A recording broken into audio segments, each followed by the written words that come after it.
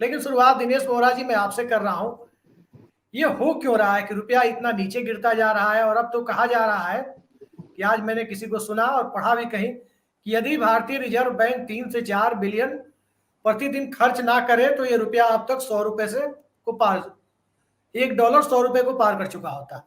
ये स्थिति आ गई है, कारण क्या है इसका? आप सबको मेरा नमस्कार। कारण तो अभिषेक जी बहुत सारे हैं।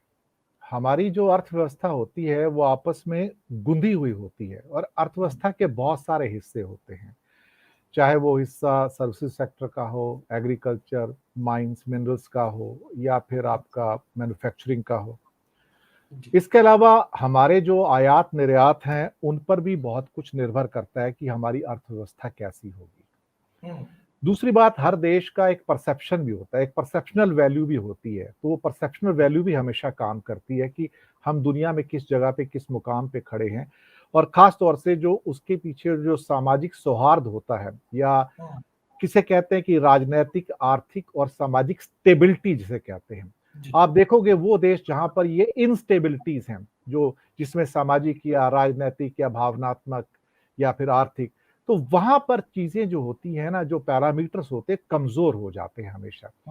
जब भी किसी समाज के अंदर आप पाएंगे कि ये सौहार्द है और ये सारे के सारे पैरामीटर्स जो हैं वो विविधता पूर्ण होने के बावजूद भी वो उनकी डायनामिक्स बहुत स्ट्रांग है और वो आपस में गुंदे हुए हैं और एक दूसरे को हार्म नहीं करते हैं, तो आप पाएंगे कि वहां की करेंसी आपको हमेशा स्ट्रांग मिलेंगी।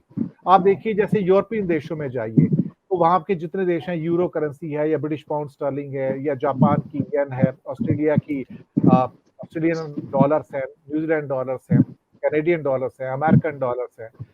कहीं ना कहीं इन देशों के अंदर जो सामाजिक, आर्थिक और क्या कहते हैं कि राजनीतिक सौहार्द जो होता है, ये बहुत बड़ा पार्ट प्ले करता है। जहां भी देशों में आप इंस्टेबिलिटी पाएंगे और जहां पर ये सारे पैरामीटर बिखरना शुरू हो जाएंगे, वहां पे सबसे पहला जो उसका प्रभाव पड़ता है करेंसी के ऊपर पड़ता है। आप दुनिया में किसी भी देश को देख लीजिए, आज श्रीलंका बिखरा हुआ है, पाकिस्तान बिखरा हुआ है, नेपाल के अंदर भी थोड़ा टर्मोइल है, तो आप पाएंगे कि करेंसी वीक पे वीक होती चली जाएंगी। और वो सारे देश जहां पर ये सारे सिस्टम्स जो हैं रोबस्ट हैं या मजबूत हैं या उनकी जड़ें मजबूत हैं, तो वहां की करेंसी स्टैंड करती है। तो ये परसेप्शनल वैल्यू यहीं से पैदा होती है। हम कई बार उसको निर्यात में या फिर आर्थिक स्थितियां हैं या हमारे जीडीपी या हमारा जो कैड है, करंट अकाउंट डेफिसिट है, या जीडीपी या कुछ और डेफिसिट्स होते हैं, उनको देख, कर्जा हो गया उसको देखते हैं। लेकिन ये सारी चीजें जो है, ये सारी चीजें आपके जो बाई प्रोडक्ट है, ये बाई प्रोडक्ट आपकी राजनीतिक, सामाजिक और आर्थिक व्यवस्था के हैं कि वो कितनी रोबस्ट है। कई बार क्या होता है कि हमारी व्यवस्थाएं ऊपर से दिखने में बहुत, जिसे क्या कहते हैं, शाइनिंग इंडिया वैसे नजर आती हैं, लेकिन हम उसको थोड़ा सा टटोल के अंदर देखें तो आपको दीमक लगी हुई दीवारें नजर आनी शुरू हो जाएंगी। अब देखिए,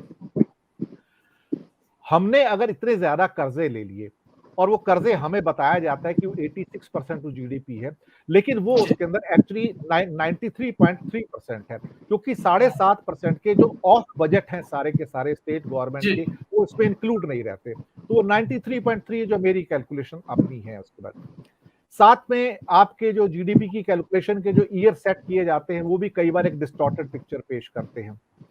दूसरी बात, मोदी जी की सरकार एक ऐसी सरकार रही है जहां पर, जैसे कि सुब्रमण्यम स्वामी ने भी बहुत बार कहा है कि यहाँ पे इकोनॉमी समझने वालों की बहुत कमी है, उन्हें ग्राउंड लेवल की इकोनॉमी समझ में नहीं आती है।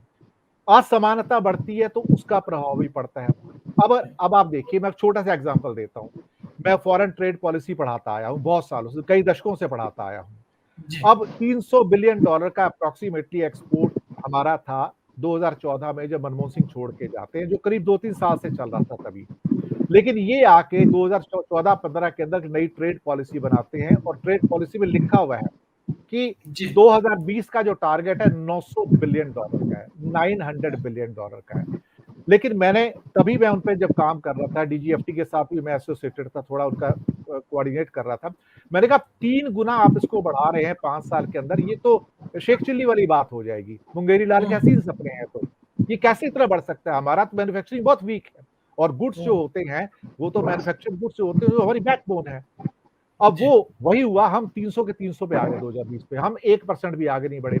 हमारे पड़ोसी बांग्लादेश और वियतनाम जो है दुगना दुगना होके ऊपर चले गए। उन्होंने कोई ऐसे क्या कहते हैं ना कि शेख चिल्ली वाले टारगेट सेट नहीं किए थे। दूसरी बात, अभी जो थोड़ा बहुत आपको एक्सपोर्ट देखने को मिला तो पूरी दुनिया में देखने को मिला कि क्योंकि पैसा बहुत आ गया था यूरोपियंस के पास, अमेरिकन के पास, जो उन्होंने शेल आउट किया था कोविड के दौरान में, तो पैसा खर्चा करना था। तो हमें लगा कि हमारी इकोनॉमी बहुत रोबस्ट हो गई है, ऐसा कुछ था नहीं। दूसरी बात, कहीं ना कहीं ऐसा लगता है कि हमारे जो व्यवस्था करने वाले कर्णधार लोग हैं, उन्होंने जब 58-60 रुपए पे इनको रुपया मिला था 2014 में, इंजन उनको साउथवर्ड चेन्नई का लगाना था अहमदाबाद से, उन्होंने गाड़ी के अंदर इंजन दिल्ली का लगा दिया, नॉर्थवर्ड लगा दिया। यानी कि वादा 38 रुपए का था और 38 को घुमाओ तो 83 बन जाता है, तो हम 83 पे आ गए उतरे पीरियड के अंदर। तो ये एक तरह से गाड़ी का इंजन जो है उल्टा लग गया उसके अंदर। लेकिन रुपया जो टूटता चला गया, ये ठीक बात है कि बाकी हमारे पड़ोसी देशों के मुकाबले थोड़ा सा कम टूटा है, लेकिन उसके लिए हमने $100 बिलियन झोंक दिए मार्केट के अंदर उसको बचाने के लिए। आरबीआई ने 642 बिलियन डॉलर से कम होके हमारा रिजर्व आज की डेट में 530 बिलियन, एग्जैक्ट बता रहा हूँ आपको, आज के फिगर बता रहा हूँ। लेकिन दिनेश बोरा जी, ये $100 बिलियन जो झोंके गए हैं रुपए की डॉलर के गिरने से, रुपए को गिरने से रोकने के लिए, या 100 के मैजिकल 100 का जो एम्बैरेसिंग फिगर है वहां तक पहुंचने से रोकने के लिए? ये आपकी बात सही है, लेकिन कहीं ना कहीं ये झोंके इसलिए गए कि इसको बचाया जाए, लेकिन अल्टीमेटली कहां तक बचाओगे? उसका खामियाजा ये भुगतना पड़ा कि हमारे 642 से गिर के 530 पे आ गए। और उसके अंदर एक चीज होती है वर्केबल फॉरेन रिजर्व, वो लोगों को पता नहीं होता क्योंकि हम गोल्ड और एसटीआर को यूज नहीं करते। तो हम 470 बिलियन डॉलर पे खड़े हैं। मैं आज आपको गारंटी से कहता हूं 470 में से 70 निकल जाने दीजिए।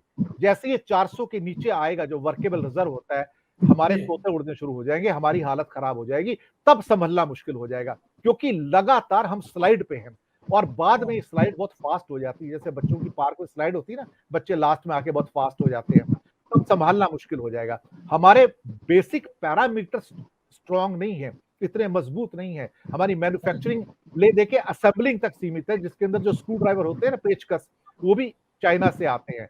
तो हम सिर्फ असेंबलिंग यूनिट है सारे के सारे। और सर्विसेज के बेस पे कोई भी इकोनॉमी स्ट्रांग नहीं बनती है, मैन्युफैक्चरिंग में से सर्विसेज निकलती है जो इकोनॉमी को स्ट्रांग बनाते हैं।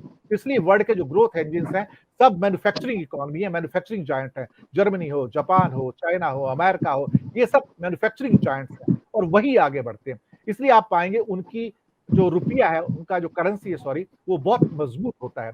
हमारा बहुत कमजोर है क्योंकि हम फ्लक्चुएटिंग मार्केट में हैं। जरा सा हवा का झोंका आता है, हम कांपने शुरू हो जाते हैं, हमारा रुपया गिरना शुरू हो जाता है। अगर इसको ना संभालो, लेकिन कहां तक संभालोगे? अर्थव्यवस्था की अंदर की खामियां, असमानताएं और विशेष रूप से 100 करोड़ लोगों का गरीब होना इस देश के अंदर, वो अपने आप पे उसके ऊपर कार्य ना किया जाना हमारे लिए बहुत नुकसान का सौदा है। मैं समझता हूं कि धीरे धीरे आपको रुपए के अंदर और कमजोरी नजर आएगी, क्योंकि नीचे से जो कर्जे के पैरामीटर्स हैं या जीडीपी को जो इंक्रीज कर रहा है उसके जो पैरामीटर्स हैं, जो असली ग्रोथ होनी चाहिए, वो ग्राउंड पे नजर नहीं आती, परिलक्षित नहीं होती है। रुपया भी और कमजोर होगा। दिनेश बोरा जी, एक मुद्दा बड़ा इंपॉर्टेंट है। कई लोगों ने मुझसे कहा, अभी मैसेज के माध्यम से भी, व्हाट्सएप मैसेज के माध्यम से भी लोगों ने कहा कि बैंकों के इंटरेस्ट रेट बहुत ज्यादा अट्रैक्टिव अब नहीं रहे इस देश में, जिस वजह से ना तो एनआरआई डिपॉजिट आ रहा है और ना ही, जबकि इंडिया में के एनआरआई के पास बहुत पैसा है ऐसा कहा जा रहा है, और ना ही यहाँ पर जो डोमेस्टिक डिपॉजिटर्स है वो पैसा डिपॉजिट करना बैंक में चाह रहे हैं। इसके उलट आप देखें तो बैंक जो लोन देती है इस पर इंटरेस्ट रेट कंपैरेटिवली काफी हाई है। क्या आपको नहीं लगता कि रुपए की प्रॉब्लम जो स्ट्रक्चरल प्रॉब्लम है इंडिया में, इसके लिए ये भी एक फैक्टर है? मैं 3-4 पॉइंट्स रखना चाहूंगा, जमीनी पॉइंट्स। हम स्ट्रक्चरल प्रॉब्लम्स की बात करते हैं, बाकी चीजों की बातें करते हैं, जमीन पे क्या हो रहा है उसको थोड़ा सा गौर करना जरूरी है। जी, मैं आपको बताता हूं हमारा एक एग्जांपल। नंबर 1 पॉइंट नंबर, हमारा सबसे बड़ा डायमंड यूनिट कहां पर है? सूरत के अंदर, और टेक्सटाइल के यूनिट्स भी वहां पर। करीब करीब डायमंड्स इंडस्ट्री के अंदर लगभग 6.5 लाख लोग काम करते हैं। ये लोग 2 शिफ्ट पे काम करते थे, 7 दिन 2 शिफ्ट के अंदर। आज ये लोग हफ्ते में 4 दिन काम करते हैं 1 शिफ्ट में। मैं आपको जमीन पे क्या हो रहा है वो बता रहा हूं मैं, क्योंकि एल्रोजा डायमंड जो रशिया से आते हैं, रफ डायमंड, वो सारे बैन हो चुके हैं, अंडर सैंक्शंस हैं। तो वो खरीदते नहीं, वेस्ट ने खरीदना है, फिनिश माल वेस्ट खरीदता है। 6.5 लाख वर्कर में से अब जिनको काम मिलता था डबल शिफ्ट के अंदर, और वो हफ्ते में 4 दिन काम कर रहे हैं। दिवाली की छुट्टियां उनकी 25 दिन की कर दी गई है, 15 दिन की जगह। मैं ये पहली जमीनी हकीकत आपको बताता हूँ। टेक्सटाइल का काम जो हर साल 8,000 करोड़ का ऑर्डर होता था सूरत की टेक्सटाइल मिल्स का, इस साल घटकर 4,000 करोड़ रह गया है, ये मैं और बता दूं। और वहां भी जो काम था 7 दिन से घटकर 4 दिन पे आ गया। अब मैं आता हूं, ये दूसरा ग्राउंड सिचुएशन। तीसरा, भारत का सबसे बड़ा यूनिट गारमेंट एक्सपोर्ट्स का Tamil Nadu, 25,000 unit, 8 lakh employees, double shift पे काम करने वाले, आज 5 दिन काम कर रहे हैं सर, वो सिंगल शिफ्ट के अंदर। और उनके ऑर्डर जो मेजोरिटी करीब 55 से 60% ऑर्डर जो आते हैं यूरोप अमेरिका से आते हैं, 50 से 60% की कमी है ऑर्डर में अगले 3 महीने के लिए। मैं ये ग्राउंड सिचुएशन बता रहा हूँ। रूरल स्ट्रेस इतना ज्यादा है कि जहां कारों की संख्या में थोड़ी सी वृद्धि हुई है, मोटरसाइकिल कहाँ बिकती है, स्कूटर कहाँ बिकते हैं, गांव में बिकते हैं, उनकी संख्या के अंदर एक कमी आई है। एक पॉइंट और आऊंगा, फिर उसके बाद एक और पॉइंट पे आता हूँ। नहीं, इस पर तो निर्मला सीतारमण कहती हैं, उन्हीं का स्टेटमेंट है कि ओला उबर की वजह से ऑटोमोबाइल सेक्टर में मंदी आ गई, ये लोग गाड़ियां नहीं खरीद रहे। और ये हमारे अपना क्या कहते हैं कि पीयूष गोयल साहब 75 तिरुपुर खोलने के चक्कर में, हम उनसे हाथ जोड़ के निवेदन करेंगे, एक संभाल लो सर, वो आपसे नहीं चल रहा है, आप 75 और कहां से खोलेंगे। Don't try to become Vietnam and Bangladesh. आप क्या कहते हैं, शेख चिली फिर मत बनो अल्टीमेटली। उसके बाद में आता हूँ, रूरल स्ट्रेस तो हो गया यहाँ पे। एक चीज हमारे डीएनए के अंदर है, अभिषेक जी, मैं पहली बार किसी प्रोग्राम में कह रहा हूं, अपने प्रोग्राम में बोल चुका हूं मैं, भारतीय डीएनए के अंदर ब्लू कॉलर वर्किंग नहीं है। यहाँ पर मेजोरिटेरियन रूप से व्हाइट कॉलर वर्कर्स हैं, इसलिए यहाँ पर आपको सॉफ्टवेयर और कंप्यूटर के आगे बैठे लोग मिलते हैं। लेकिन जो व्यक्ति मैकेनिकल इंजीनियरिंग, इलेक्ट्रिकल इंजीनियरिंग करके भी निकलते हैं, वो लोग भी एमबीए करके आटा तेल चावल बेचते हैं। मैं मेजोरिटी की बात कर रहा हूँ। हमें शॉप फ्लोर पे जाकर काम करना पसंद नहीं है। वो कहते हैं ना कि पढ़ोगे लिखोगे तो बनोगे नवाब, खेलोगे कूदोगे तो बनोगे खराब। यहाँ पर शॉप फ्लोर पे जाना, यानी कि एक बॉयलर सूट पहनना, फैक्ट्री के अंदर जाके काम करना निखद्द माना जाता है भारत के अंदर, इसलिए सारे के सारे कंप्यूटर के सामने बैठते हैं। अब स्ट्रक्चरल जो वीकनेस कहां से आती है, मनमोहन सिंह के समय में हमारा जो रीपेमेंट होता था कर्जे का, 25 पैसे, 26 पैसे, 28 पैसे के आसपास हो जाता था। अरविंद जी भी एक्सपर्ट है, शमाना जी भी एक्सपर्ट है इसके। आज पिछले साल के बजट में, अभी जो 22-23 का है, 100 पैसे के टैक्स कलेक्शन के अंदर 43 पैसे का रीपेमेंट है सर, और ये आने वाले सालों में 50 टच करेगा। जब आपकी इकोनॉमी के अंदर 100 पैसे का टैक्स रेवेन्यू आता है, 43 पैसे चला जाता है उसके अंदर आपका रीपेमेंट के अंदर, आप मुझे मेरे भाई बताइए कौन सी इकोनॉमी ऐसी है जो 53 पैसे के अंदर चलेगी। मनमोहन सिंह के टाइम में तो फिर वो कम से कम हमारे पास 72 पैसे 73 पैसे थे, अब वो घटकर हमारे पास ले दे के कुल मिला के इतने कम रह गए हैं। तो आने वाले दिनों में ये बोझ और बढ़ेगा। डेट ट्रैप इसको कहते हैं। एक तरफ जॉब्स नहीं है, चाहे सूरत हो या तिरुपुर हो या बाकी इंडस्ट्रियल सेंटर है, टू व्हीलर की जॉब कम हो रही है क्योंकि टू व्हीलर बनने कम होते चले जा रहे हैं। धीरे धीरे आने वाले 4-5 सालों में जब आपका एथेनॉल बढ़ेगा, इलेक्ट्रिक व्हीकल बढ़ेंगे, तो पेट्रोल कंजप्शन भी कम होता चला जाएगा। आपने बहुत सारी मुसीबतें बोल ले ली हैं, इन सारी मुसीबतों में क्या होगा, एक्सपोर्ट मार्केट मिलेगी नहीं।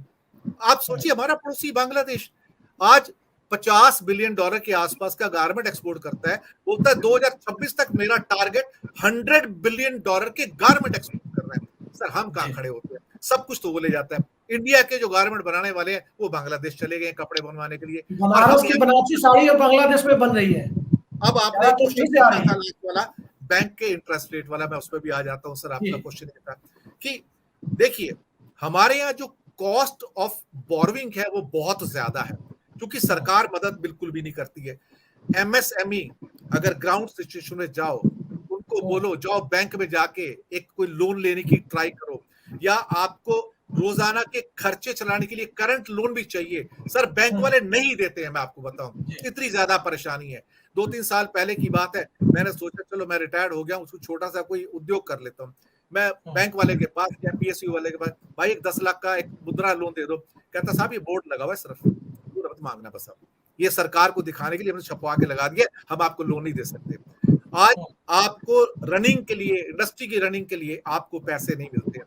ये बड़े बड़े लोगों को 10,000 करोड़, 5,000 करोड़, 20,000 करोड़, मैं नाम नहीं लूंगा, फट से उनको अप्रूव होते हैं 1 हफ्ते के अंदर। लेकिन आम आदमी को अगर 10 लाख रुपए का लोन लेना हो, एड़ियां चोटियां रगड़ानी पड़ती हैं, इसलिए एमएसएमई सेक्टर सारा जो इनऑर्गेनाइज सेक्टर था बर्बाद हुआ।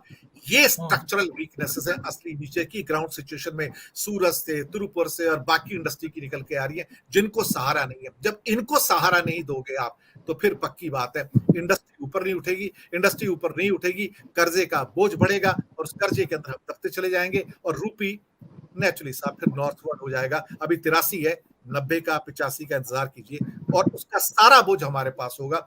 $650 बिलियन के गुड्स के इनपुट हैं हमारे हर साल के। सर ये सब करेंसी से आता है, हार्ड करेंसी से आता है, डॉलर से आता है, तेल हो, गोल्ड हो, और या हमारे चिप्स आते हैं, मदरबोर्ड्स आते हैं, सारी चीजें वहां से आती है, सब डॉलर में आता है। डॉलर महंगा, हर चीज महंगी, कॉस्ट ऑफ लिविंग महंगी, और हमारा बोझ बढ़ता चला जाएगा। इन्फ्लेशन अब कम होगा नहीं, कोर इन्फ्लेशन वैसे ही अप है। आप आसान होते हुए हालात की तमन्ना मत कीजिए।